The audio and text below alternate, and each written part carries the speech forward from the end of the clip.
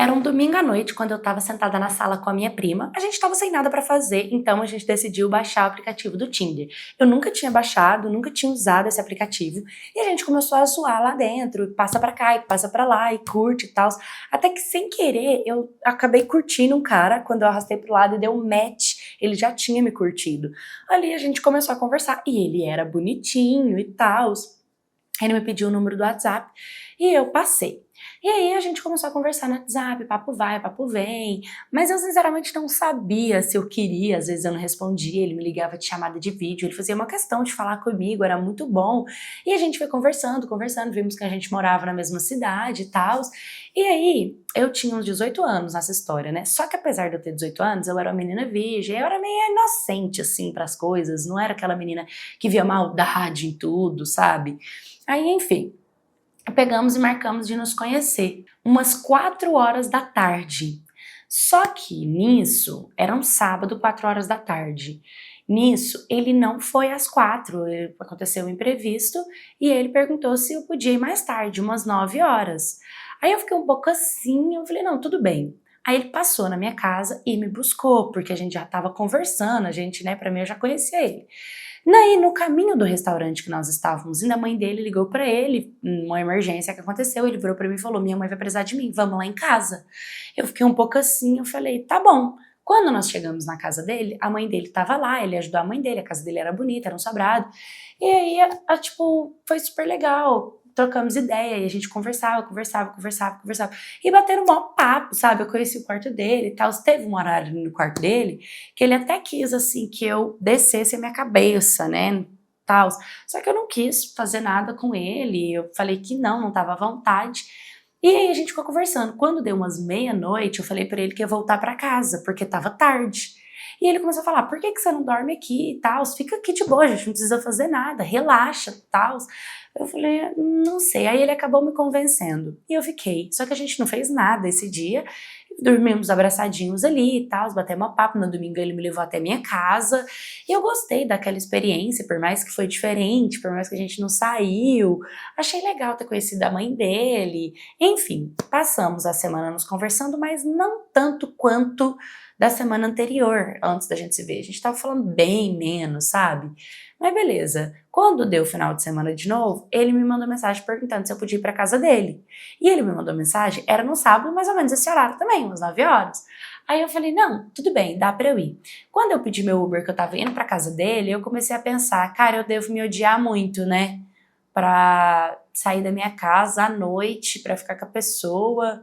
Mas enfim, chegamos lá na casa dele e tal, a gente foi dar uma volta na rua, ele bebeu uma garrafa de vinho sozinho, né, do lado ali num lugar perto da casa dele, voltamos pra casa dele e ele tava mais alterado, ele começou a me beijar, me agarrar, e assim, eu tinha contado pra ele, durante toda a nossa comunicação e nosso diálogo, que eu nunca tinha feito, né, que tipo, eu era virgem.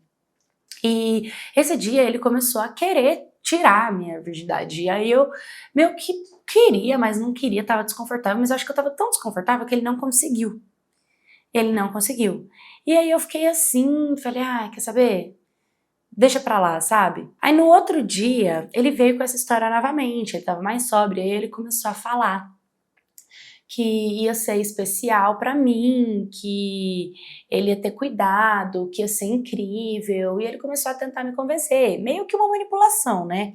Ele falando pra mim que eu podia confiar nele e tal, e eu tava gostando dele, eu tava gostando do que a gente tava vivendo, e sinceramente eu tava meio cega, né, da situação. E acabei permitindo com que ele tirasse minha virgindade.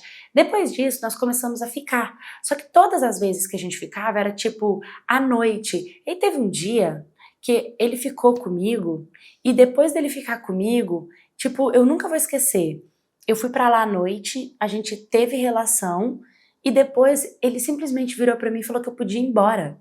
Tipo, eu fiquei tão abismada, foi um choque de realidade, sabe? Aí quando eu desci, que eu fui chamar Uber, porque ele não me acompanhou nem no portão da casa, que eu olhei, eu falei, cara, o que que eu tô fazendo? Esse cara, ele é um mentiroso e um manipulador. Aí eu peguei e falei, cara, ele só me usou e ele falou pra mim que gostava de mim porque eu era inocente. Todas as vezes que ele me chamava, ele só me chamava à noite. E tipo, ele conseguiu o que ele queria e depois ele começou a mudar. Tanto é que a gente não dialogava mais do jeito que a gente dialogava, a gente já não era mais tão amigos. Ele foi conquistando o que ele queria e com o tempo ele foi deixando isso passar de um modo que eu só percebi no final, quando eu tava pagando meu próprio Uber pra eu ir pra casa dele, pra eu ser usada, pra ele não me acompanhar nem no portão, sabe? Eu não tava acreditando que eu tava me submetendo a isso. Eu, sinceramente, não quis compartilhar isso com ninguém, porque eu fiquei com vergonha do que eu tava fazendo, me senti por um tempo suja, até que hoje, faz 1 ano que essa história aconteceu. Eu tenho um relacionamento, eu sou muito feliz na minha relação, mas eu não tenho coragem nunca de contar isso pro meu namorado. Eu tenho medo que ele pode pensar de mim, eu tenho medo que ele possa sentir a mesma sensação que eu sinto de mim mesma, sabe? E eu tento tirar isso da minha cabeça, mas ela sempre volta. Então toma muito cuidado com quem vocês se envolvem, com quem vocês acreditam, e nos limites que você mesmo não se coloca. Oi, Mequetes, tudo bem com vocês? Esses limites, eles precisam ser colocados exatamente pra gente entender até onde a gente se permite. Quando nós vivemos sem limite, né, que todo mundo brinca, quem tem limite é município. É legal, na teoria é tudo legal, mas na prática elas são necessárias e é pra tudo na vida, no seu trabalho, nos seus relacionamentos, com as suas amizades, com a sua família, tudo precisa ter um limite e esse limite não é dos outros, é de você para com você, porque quando o outro for ultrapassar essa linha, você sabe que ali é um lugar onde você se limita. Limita a receber pessoas, limita a receber opiniões, limita ir a lugares, receber propostas, viver propostas desnecessárias, porque o seu limite, ele tá aqui. Então, quando você se coloca, não, isso eu vivo, isso eu não vivo, isso eu quero, isso eu não quero, não é para se privar, e sim para se prevenir de determinadas situações, de pessoas que têm a mente maldosa, que querem aproveitar da sua inocência, né? Então é muito importante a gente entender até onde a gente vai e até onde a gente volta, seguir a nossa intuição. Você tá falando pra você que é errado? É errado. Você tá falando pra você ir embora? Vai embora. Você tá falando pra você que por mais que o seu coração queira ficar, a sua razão tá falando, vai pra tua casa que é mais seguro? Vai pra tua casa que é mais seguro. O amor, o coração, ela não tem tempo, olha, ela pode acontecer e fluir todos os dias de uma forma leve e abundante, não precisa ter pressão, né?